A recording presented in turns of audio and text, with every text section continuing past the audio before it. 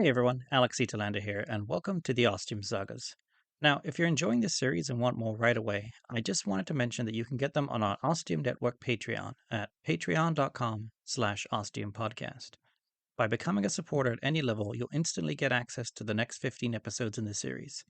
So that's on our Patreon at patreon.com/ostiumpodcast. Now, I'd just like to thank our 5 most recent patrons for supporting the Ostium Network. Thank you to Death to Komatsu, Daryl Williamson, Descripticon, Virginia Green, and Talon for all your support. We really appreciate it. And now let's get started with the next chapter of the Ostium Sagas.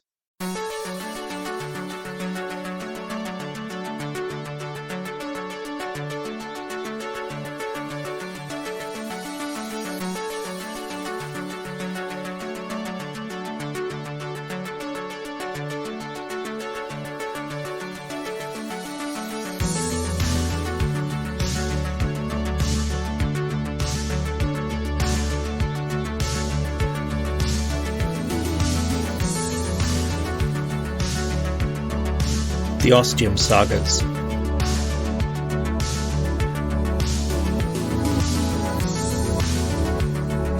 '22, Saga 2, 1666, Part 5.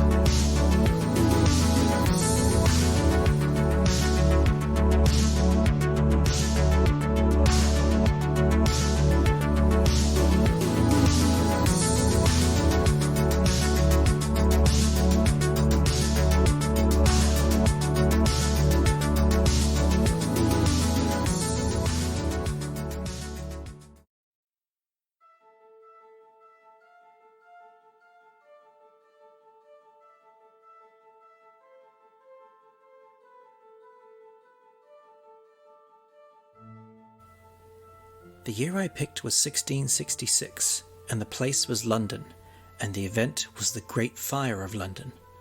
A good chunk of the city was literally razed to the ground. I guess I could have chosen San Francisco in the 1906 earthquake. Pretty much all the city was either turned to dust and ruin by the quake or burned to black ash and cinders by the unstoppable fire. But in the grand scheme of things, it wasn't really that long ago, and there was quite a lot of evidence and historical artifacts, while 1666 was a lot farther back in the past, and because so much of it was wiped out, there isn't the same amount of evidence and historical relics to know exactly what happened. For a city that's been around for literally thousands of years, to be partially obliterated and having to start from scratch, there was so much that could be learned, for history, for society, for the world in general, and I just had to find out what it was really like back then. I submitted the reports, asking to stay there for 6 months. Yeah, I know that's a lot of time, but isn't time travel all relative and whatever? Nah, just kidding. But I wanted to see and experience what rebuilding such an important city would be like. I know it took many years to rebuild, but I thought 6 months would at least be as close as I could get. Whoever I talked to said like a week or 2. One person went a whole month. I figured I'd just get automatically shot down.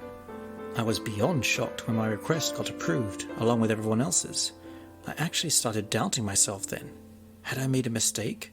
Was this too good to be true? What was the catch? And if only I had known what I know now. Well, I'm not really sure what I would have done, and what would have made any sort of difference.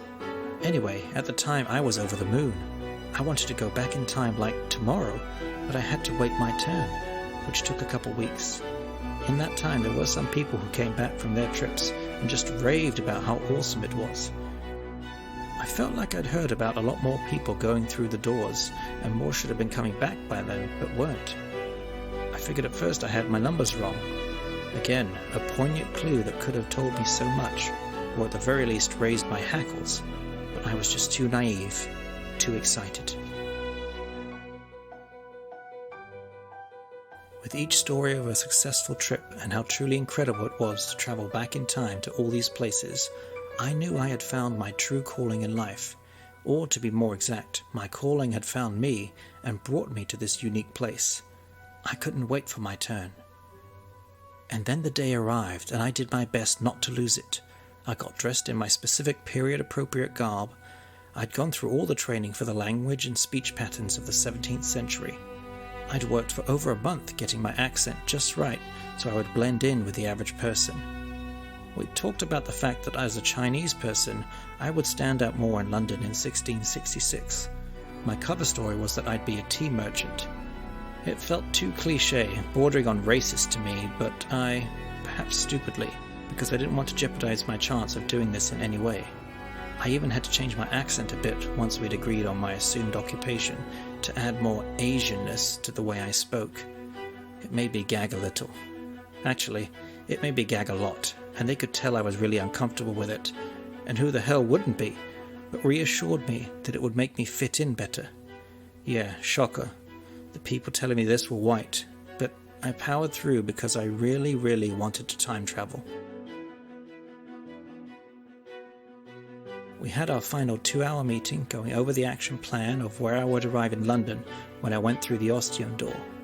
They glossed over what I would be doing there, but that was really up to me, as I'd be completely on my own, and any problems I encountered or got involved in would be mine to solve.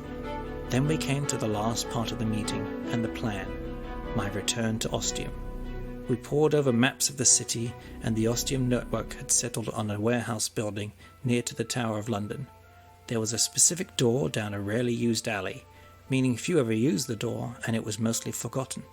An ideal door for Ostium time travel related use. The date and time exactly 6 months from my arrival was confirmed, and we were all in agreement on it. That was the really cool thing about Ostium doors. It didn't matter if the actual door was usually locked or bolted up tight or was left ajar. When it was linked with the town of Ostium, it became its own special entity, and they could configure it to a specific date and time. Also, barring some unforeseen circumstances, I was given a window of a few hours to pass through the door, and at the same time over the next 3 days, should I run into some sort of trouble and not be able to make it back on the specific date. Anything beyond that, I was on my own. There was nothing else they could do. I felt completely fine with this, and was fully confident I would make it to the door on the right date and time. And then I got to have one more day on the rock, and going over plans and everything I'd be doing. I might have spent it differently had I known it would be the last day I'd be spending at the Ostium Network, ever. And then the time it felt like I'd been waiting for so long was finally and almost surprisingly here. And while I was beyond excited, I wasn't nervous, because there were others who had come back in time and returned to tell the tale, and now it was officially my turn. I went into the Inception chamber, waved at the person in the booth running the controls, and stepped through the door to Ostium. On the other side, I started jogging for the door marked 45, knowing exactly which way to go.